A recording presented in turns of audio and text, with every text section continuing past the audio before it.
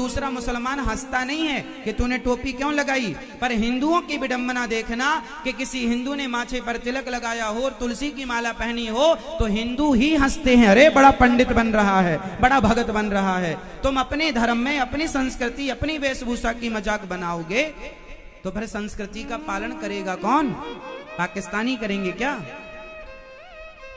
ये विडंबना है हिंदुओं की, समस्या है। स्त्रियां जरा सा तिलक लगाने लग जाएं और माथे पर तिलक लगाकर गले में तुलसी की माला पहनने लग जाएं तो पड़ोसन कहती है बड़ी मीरा बन रही है, तो तू सूपनखा बन जा। किसने रोका है? ताड़का कहीं की। बोल दिया करो तू ताड़का हो जा। अरे तुलसी की माला भारत की स्त्रियां नहीं पहनेंगी, तुलसी की माला भारत के पुरुष नहीं पहनेंगे तो कहां के पहनेंगे? तिलक हम भारतीय लोग नहीं लगाएंगे तो कहां के लोग लगाएंगे? इसलिए अपनी संस्कृति अपने धर्म से प्यार करना सीखिए, अपने उस वैदिक ज्ञान से प्यार करना सीखिए। गीता सबसे ज्यादा दुनिया में पढ़े जाने वाला ग्रंथ है गीता। गीता जो समझ गया उसकी बल्ले बल्ले हो गई, नहीं समझा तो जिंदगी भर रोएगा। आज दुनिया गीता के ज्ञान पर काम कर रहा है और तुम्हें समझ ही नहीं आ रही है।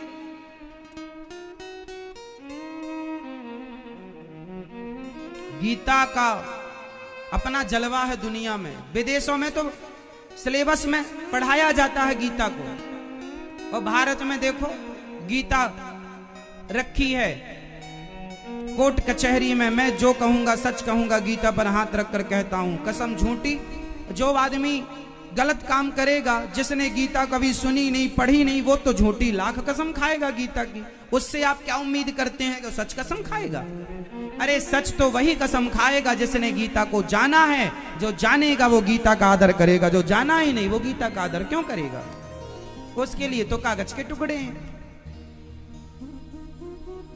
इसलिए गीता कोर्ट कचहरी में नहीं, गीता बच्चों के बैग में होनी चाहिए।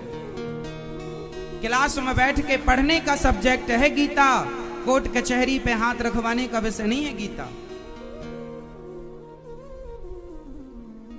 है ना मेरी मां? अब मैं आपको गृहस्थों के 6 विषय बताता हूं जो मैंने पूर्व में कहा था। गृहस्थों के 6 विषय कौन कौन से? गृहस्थों के 6 विषय। सदगृहस्थ कौन? 6 सब्जेक्ट क्या क्या है? पहला सब्जेक्ट है मातृदेवो भव। गृहस्थ में रहकर अपनी मां की इतनी सेवा करो कि कम से कम 33 नंबर मिल जाए। बोलो मेरे संग, मातृदेवो भव। अब बोलो पितृदेवो भव। अपने पिता की इतनी सेवा कर लो कि कम से कम 33 नंबर मिल जाए पिता की। लेकिन आजकल तो तुम्हारी शादी होती है, पहले ही अपने माँ बाप को छोड़ के चले जाते हो।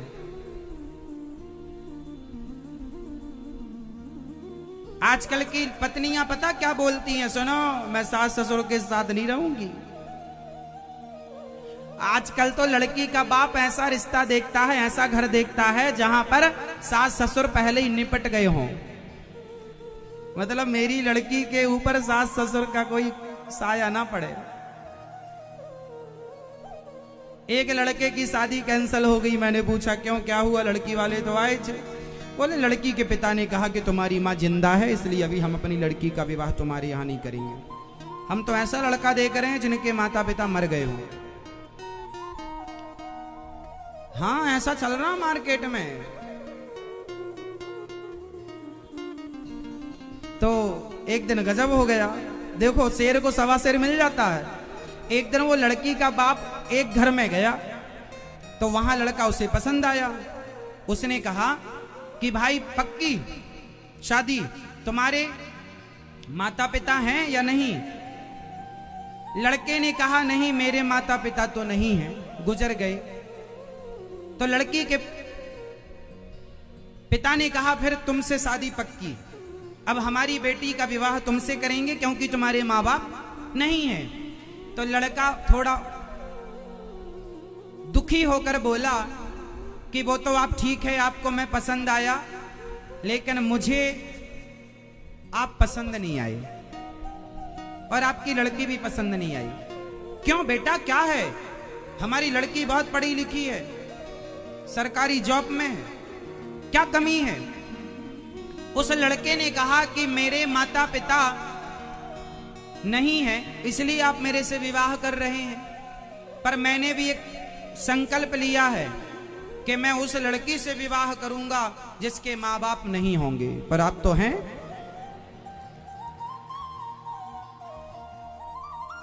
आप तो जिंदा हैं। उस लड़के को पता चल गया था कि ये लोग ऐसा ऐसा ढूंढ रहे हैं, तो उसको भी लगा कि चलो हम भी बोल ही दें इनसे।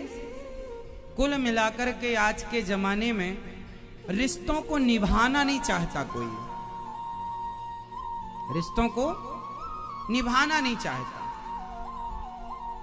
और गलती बच्चों की तरफ से है कुछ, तो माता पिता की तरफ से भी कुछ गलतियां होती हैं। कुछ माता पिता भी अपने बच्चों के साथ एडजस्ट नहीं कर पाते, निभा नहीं पाते। थोड़ा दोनों को निभाना चाहिए, ठीक है।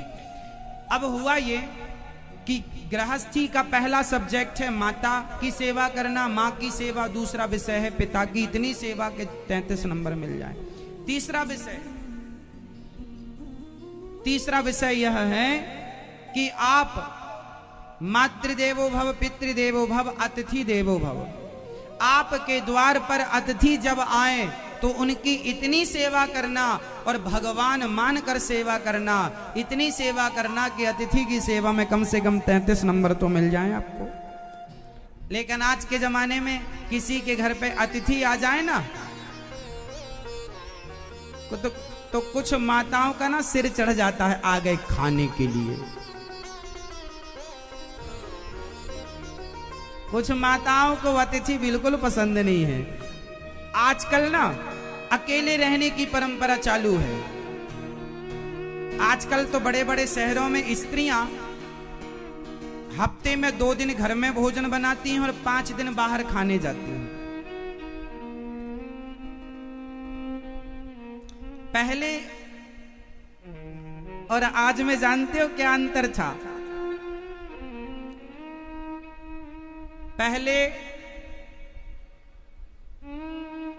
पहले खाते घर में थे।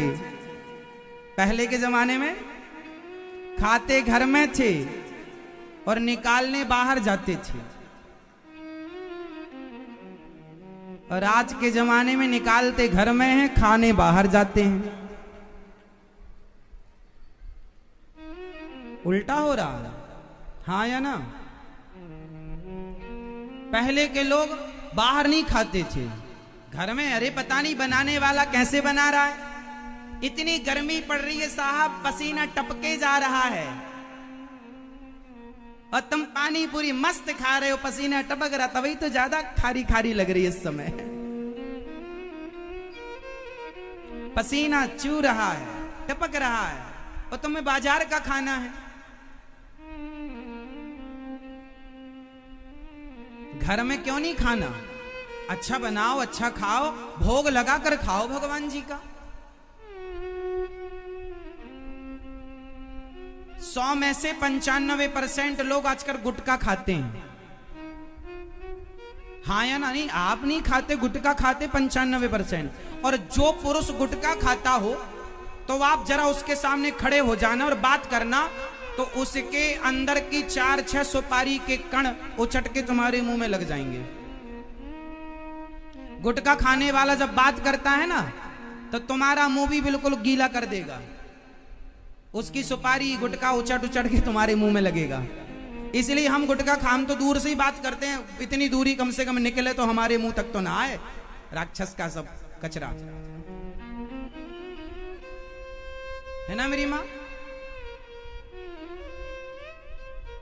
गुटखा, अब सोचो कि तुम जहां होटल में खाने जाती हो, 5 स्टार हो चाहे 7 स्टार हो, वहां बनाने वाले सात्विक तो होंगे नहीं, बड़ी बड़ी होटलों में जिस कढ़ाई में वो मटन पकाते होंगे उसी में तुम्हारे लिए भी पका के दे देते होंगे।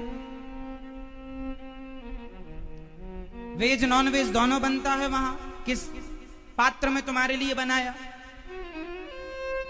इसलिए गुटखा खाने वाले लोग भोजन बना रहे हैं, उन्हें भी लगा थूकने बाहर क्यों जाए, सब्जी में थूक दें। क्यों नहीं हो रहा है ऐसा? कितने वीडियो यूट्यूब पर अपन लोगों ने देखे, कोई कैसे थूक लगा रहा है, कोई थूक रहा है। बाजार की चीजें खाओगे तो यही खाओगे। लघु शंकाई तो बाहर करने क्यों जाए, यही कर लेते हैं। ये सब तुम खा रहे हो। इसलिए हमारे यहां कहते हैं कि जैसा खाए अन्न, जैसा खाए अन्न वैसा रहे। अन्न से मन का संबंध है। आप अच्छा अन्न खाओगे तो मन अच्छा होगा, बुद्धि अच्छी होगी, विचार अच्छे होंगे। आप गलत अन्न खाओगे, मन गलत होगा, बुद्धि। आज मन गलत क्यों है? पहले इतना गलत नहीं था मन, क्योंकि पहले का आहार विहार शुद्ध था, खान पान शुद्ध था। पहले के लोग भोजन बनाते, तुलसी का पत्ता डालते, भोग लगाते, फिर प्रसाद खाते थे। भगवान जी को भोग लगा के क्या खाते थे? प्रसाद। आज प्रसाद कौन खा रहा? गंदगी खा रहे हैं। मैंने सुना कि जो आप लोग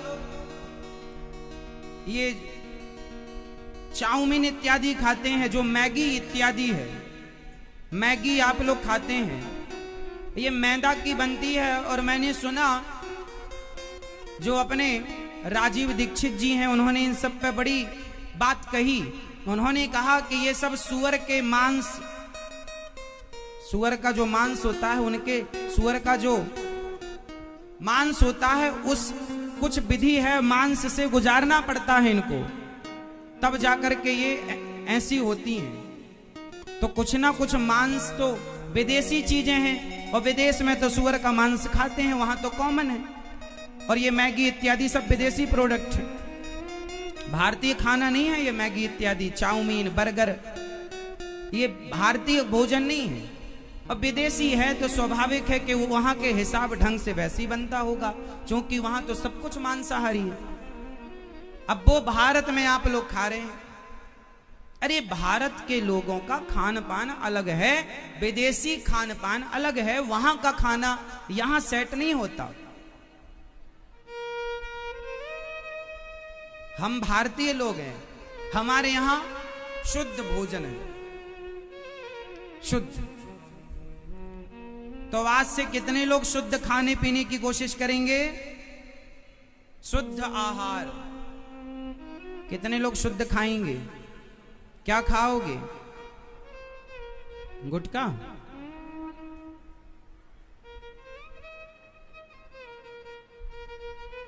अच्छा खाओ। हम तो बाहर जाते हैं साहब, भूखे रहते हैं, भूख लगे तो फल खा लेते हैं।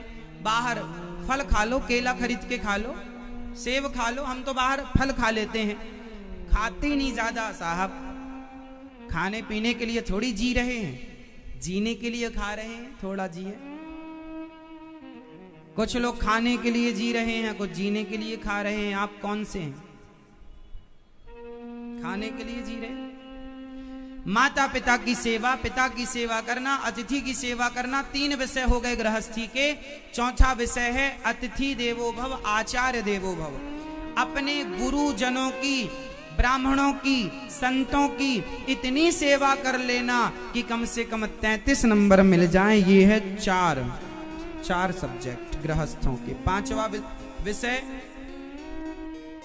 विषय है आप अपनी पत्नी और अपने रिश्तों को, ससुर है, सास है, अन्य साला है, अन्य भाई है, भाभी है, भतीजा, ये जो रिश्ते हैं, इन रिश्तों में इतने प्यार से रहो, इन रिश्तों को इतना बेहतर रखो कि हर रिश्ते आपको कहें कि वाह ये बहुत अच्छे हैं। पत्नी से अच्छा व्यवहार रखो, पत्नी आपकी खुश होकर ये कहे कि मेरे पति जैसा भगवान सबको दे, तब समझ लेना कि आपका 5वां सब्जेक्ट हो गया, 33 नंबर मिल गए। अब पत्नियां भी पति से इतना प्रेम और इतनी सेवा करें कि वो भी कह दे कि मेरी पत्नी जैसी सबको दे। पर पति लोग ऐसा कहते कम है, क्यों? पत्नी बेचारी कहती रहती मेरे पति जैसा सबको दे भगवान, मेरे पति नहीं कहते ज्यादा मेरी पत्नी जैसी सबको दे। जो कहते हैं वो अच्छे हैं, तब आप लोग कह दिया करो। आप कहते हैं कि नहीं मेरी पत्नी जैसी भगवान सबको? अच्छी हैं ये मैया हैं? आप अगले जन्म में इनको फिर से चाहेंगे पत्नी के रूप में? मैया पति कौन सा चाहिए आपको? यही 7 जन्म के लिए, और 8वें जन्म में फिर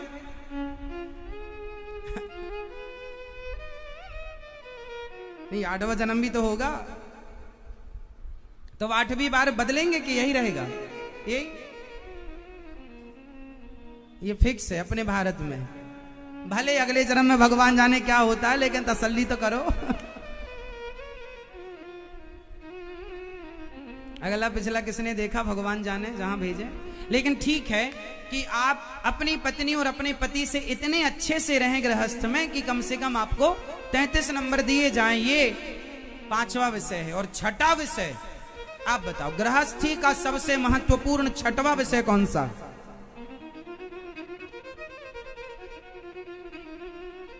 अपने बच्चों को इतना अच्छा संस्कार दो, इतना अच्छा संस्कार दो, अपने बच्चों को भगवान से जोड़ दो, संस्कारों से जोड़ दो, अपनी संस्कृति से जोड़ दो, कि ईमानदारी से कमा कर खाएं, बेईमानी ना करें।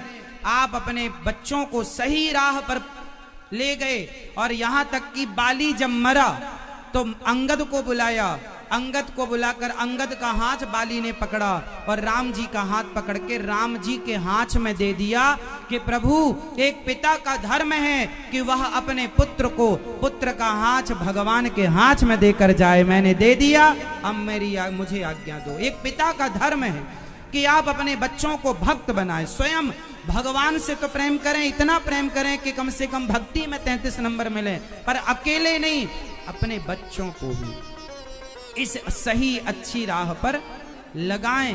ये 6वां विषय है।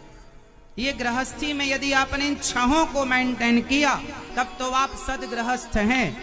और आपने केवल पत्नी को लिया और फरार हो गए तो सदगृहस्थ नहीं है।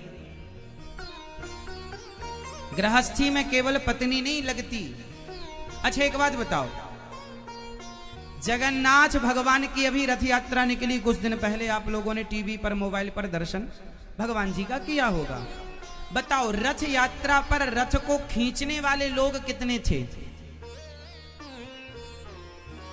जोर से।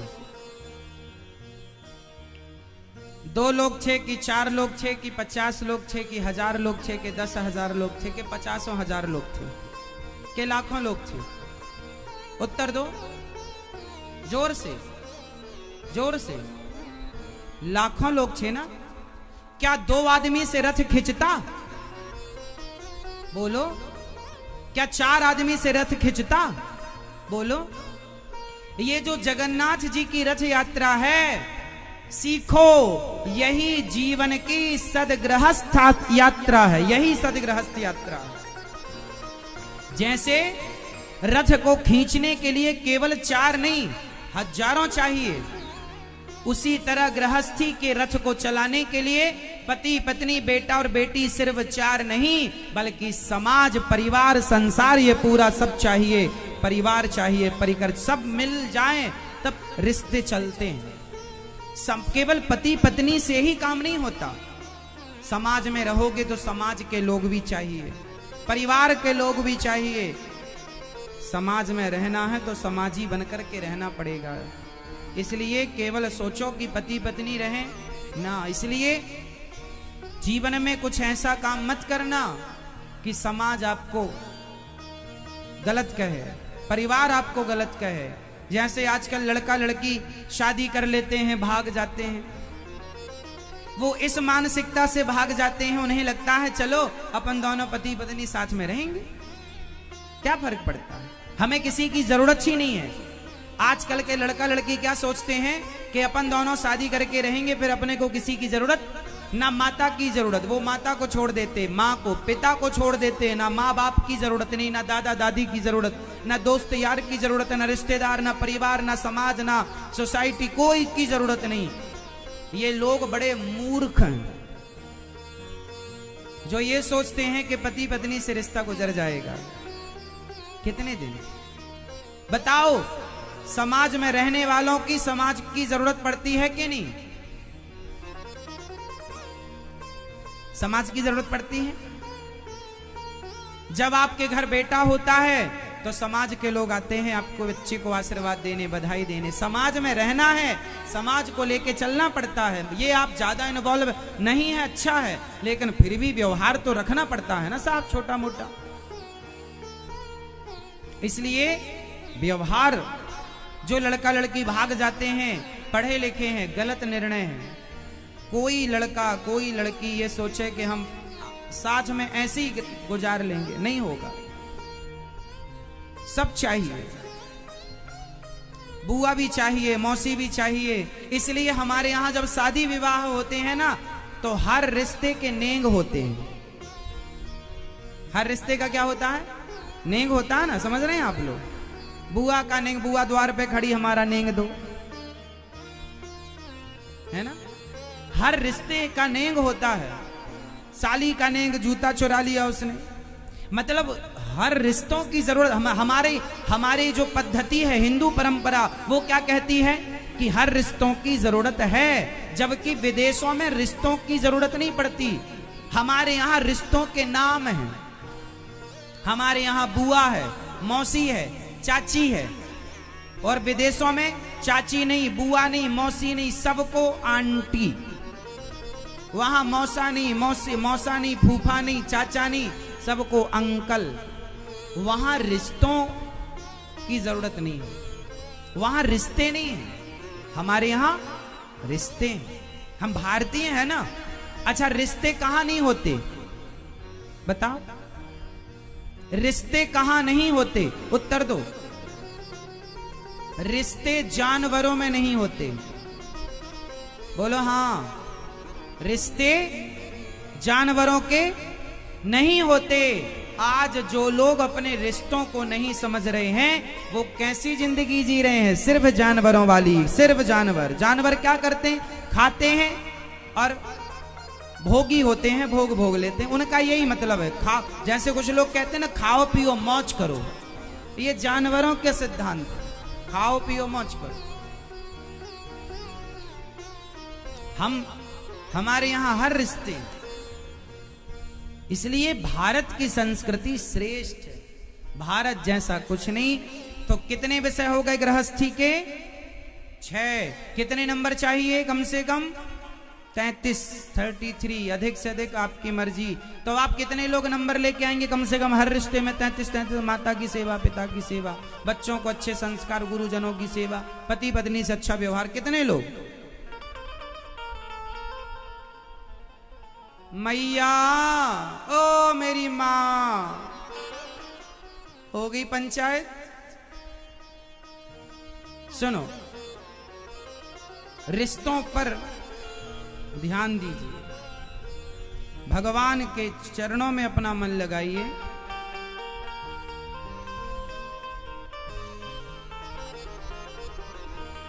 अब भगवान का जन्म हुआ, सारे ब्रज में उत्सव मनाया गया। भगवान कृष्ण का उत्सव, यशोदा मैया बधाई हो, नंद बाबा बधाई हो। भगवान कृष्ण का दर्शन करने शंकर जी आए, देवता आए, सबने खूब बधाई लुटाई, खूब लुटाया। और भगवान की अब लोग जय जयकार कर रहे हैं,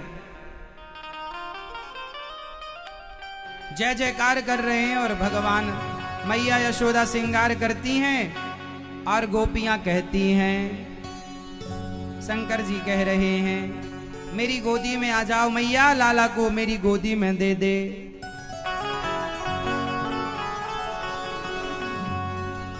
मेरी गोदी में दे दे मैया, मैं या को जी भर के लाड़ कर लूं, जी भर के प्यार कर लूं। आप बैठ मेरी गोदी में, आ बैठ तुझको निहार लूं, हाय नजर ना लग जाए, तेरी नजर उतार लूं। आ बैठ मेरी गोदी में। भगवान कहते हैं शंकर जी मैया बड़ी दूर से आयो होने के लाला को मुंह दिखाए दे। मैया बोली बाबा तेरी शकल बड़ी डरावनी है, मेरे छोरा को देखेगो तो डर जावेगो छोरा। भगवान को देखने शंकर जी आते हैं, ब्रह्मा जी आते हैं, इंद्र आते हैं, दिक्पाल आते हैं, सारे देवी देवता आते हैं, क्योंकि भगवान धरती पर आज ब्रजमंडल में प्रकट भये हैं। आज गोविंद का दर्शन करने के लिए सभी आए। बधाई पे बधाई दी गई, लुटाई गई खूब बधाइयां, आनंद हुआ सारे ब्रजमंडल में, जय जयकार हुई कन्हैया की। अब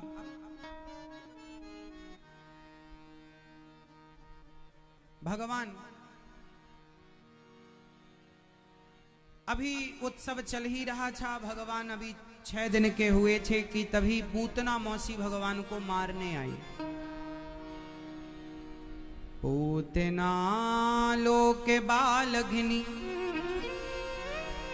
राक्षसी रुधिरासना, जिघांसयापहरये स्तनं दत्वापसद्गतिम्। पूतना छोटे छोटे बच्चों को मार मार के खाया करती थी। पूतना क्या खाती थी? बच्चों मारती थी। आज रूप रंग सुंदर बन करके गई और श्री कृष्ण को मारने के भाव से चली। माँ यशोदा लाला को लिटा कर काम पे लग गई। पूतना मौसी आई और भगवान श्री कृष्ण को देखा कि लाला तो लेटा हुआ है कन्हैया, तो मैया दूध में, आंचल में दूध की जगह जहर लगा करके आई। पूतना जहर भर के आई अपने स्तनों में कि दूध की जगह जहर पिलाऊंगी, बच्चा पिएगा, मर जाएगा। ये उद्देश्य देखिए, समाज का घिनौना चेहरा। पूतना सुंदर बनकर आई, बाहर से बड़ी सुंदर है, पर भीतर क्या भर के लाई है? जहर। समाज में कुछ लोग बाहर से बड़े सुंदर, बड़े अच्छे, पर भीतर क्या है? जहर, छल का, कपट का, ईर्ष्या का। अच्छा, जो लोग बाहर से अच्छे होते हैं, भीतर से छली कपटी गलत होते हैं, तो बताओ समाज की व्यवस्था के लिए कौन लोग सही हैं? जो बाहर से अच्छे हैं वो, या जो भीतर से अच्छे हैं वो? बताओ कहां से अच्छा होना चाहिए? आजकल देखो ना समाज में कितना क्राइम हो रहा है। आजकल तुम्हारे बगल में आकर के लोग बैठ जाते हैं, तुमसे बड़ी अच्छी बातें करते हैं, तुम्हें बातों में उलझा लेते हैं, और इसी दौरान वो चोरी कर लेते हैं तुम्हारी। चोरी करने का नया तरीका लोगों ने लॉन्च किया है। एक आदमी तुम्हें बातों में उलझाए रखेगा, दूसरा बगल से साफ कर लेगा। मोबाइल है, पर्स है, कुछ भी।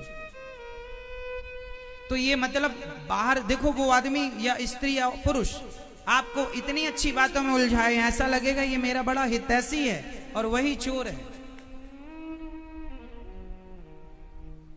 इसका मतलब आजकल का व्यक्ति, पूतना भी ऐसे ही थी, बाहर से बड़ी सुंदर, भीतर से कपट। इसलिए बाहर से सुंदर ना बनो। चलो चोरी आप कर भी लो, छल कपट कर लो ना, लेकिन ये बताओ कि वो आदमी तो तुम्हें नहीं पकड़ पाएगा जिसकी चोरी तुमने कर ली। शायद पुलिस भी तुम्हें ना पकड़ पाए, लेकिन भगवान तो तुम्हें पकड़ेगा। वो जब ईश्वर दंडित करेगा तो फिर सब याद आता है। ईश्वर के घर थोड़ा देर है, न्याय भगवान करते हैं थोड़ा देर से, करते जरूर है। ईश्वर पर विश्वास रखिए, द्रौपदी के कपड़े उतारे दुशासन और दुर्योधन ने, तो ईश्वर ने न्याय करने में थोड़ा देर की। भाई द्रौपदी के कपड़े उतारने वाले को दंड तो मिलना चाहिए।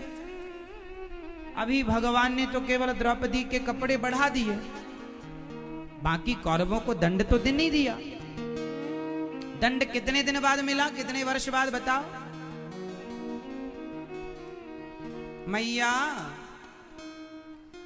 कितने वर्ष बाद दंड मिला?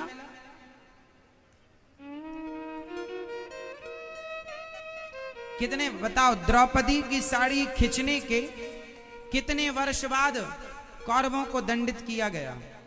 उत्तर दो। कितने साल लग गए? दुर्योधन ने गलत किया ना, द्रौपदी के अपमान भरी सभा में कपड़े उतरवा कर, गलत किया कि नहीं? अच्छा गलत तो कर दिया, सजा मिली कि नहीं? कितने वर्षों बाद?